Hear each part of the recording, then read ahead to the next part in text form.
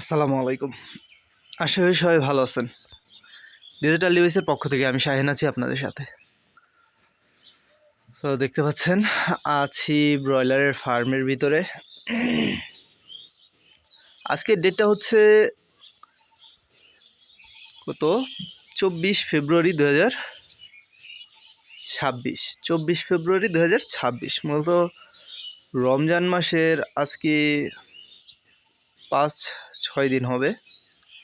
পঞ্চম রোজা আজকে, পঞ্চম রোজা। সো খামার ফাঁকা, কারণ হচ্ছে বাচ্চার অতিরিক্ত দাম, তার পাশাপাশি ভাইরাসের ভয়। ভিডিওটা করতেছি আমি মূলত ফেব্রুয়ারি মাস, বসন্তকাল, ঠিক আছে। এই মাসটাতেই বিশেষ করে এই যে বসন্তকালের যেই সময়টা, এটা থাকে হচ্ছে ফাল্গুন চৈত্র, হ্যাঁ। এই দুই মাসকে আমরা বাংলায় বসন্তকাল বলি। এই 2 মাস হচ্ছে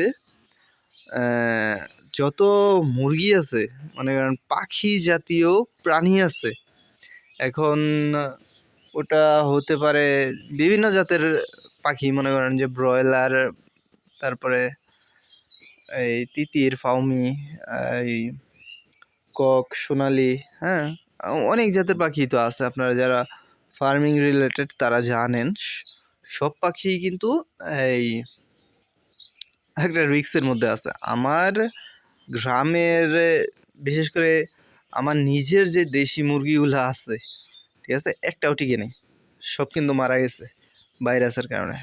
ইভেন আমার গ্রামেও হাতে গোনা আমি যদি 20টা বাড়িতে যাই, ওইখান থেকে 2টা মুরগি আমি পাবো কিনা সন্দেহ আছে।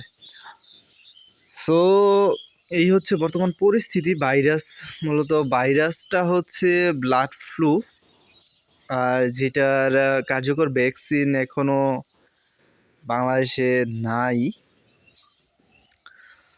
সো ওই ভয়ে আর কি বাচ্চা তুলিনি, কারণ হচ্ছে বাচ্চার রেট অতিরিক্ত বেশি, অতিরিক্ত। মনে করেন 80 টাকা 90 টাকায় বাচ্চা নিয়ে যদি এনি চান্স ধরে ফেলে ভাইরাসে, ঠিক আছে, আক্রান্ত হয়ে যায়, তখন আমার অবস্থা খুব খারাপ হয়ে যাবে।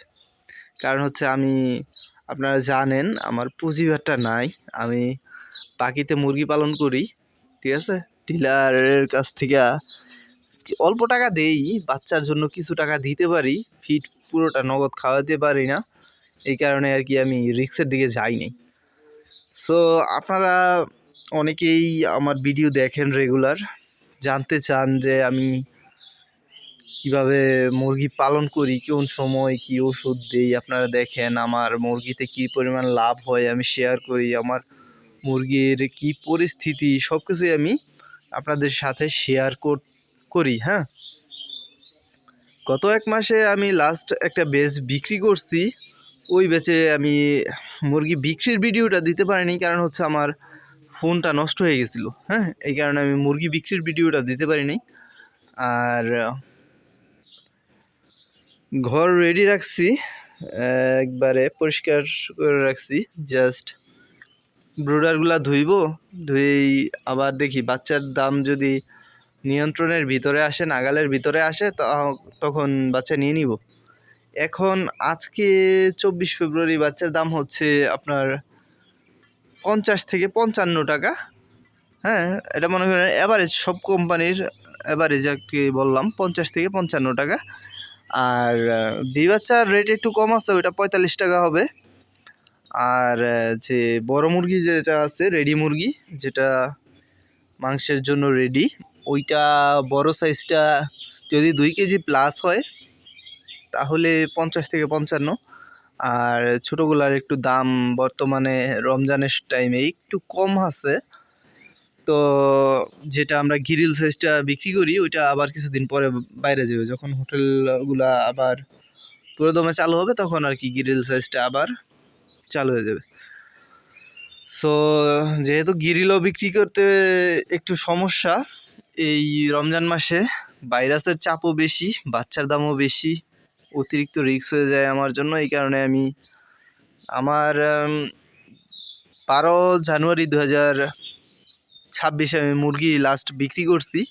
আজকে হচ্ছে 24 ফেব্রুয়ারি, তার মানে প্রায় 1 মাসের উপরে হয়ে গেছে, 1 মাস 40 দিন 42 দিন হয়ে গেছে। হ্যাঁ, আমার শেড গ্যাপ পড়ছে। সো আমি চিন্তা করছিলাম যে রমজানের টাইমে বাচ্চা নিব, ঈদের ব্যাচটা বিক্রির আশা ছিল আমার। সো ভাইরাসের কারণে আমি অতিরিক্ত রিস্ক নেই নাই। আপনারা জানাবেন কমেন্টের মাধ্যমে আমি যেটা সিদ্ধান্ত নিয়েছি ঠিক আছে কি না। আমার কাছে মনে হয় ঠিকই আছে, কারণ হচ্ছে অতিরিক্ত রিস্ক হয়ে যায়। আর বিশেষ করে যেটা বলছিলাম যে ভাইরাসে একটা মুরগিও ছাড়ে নাই।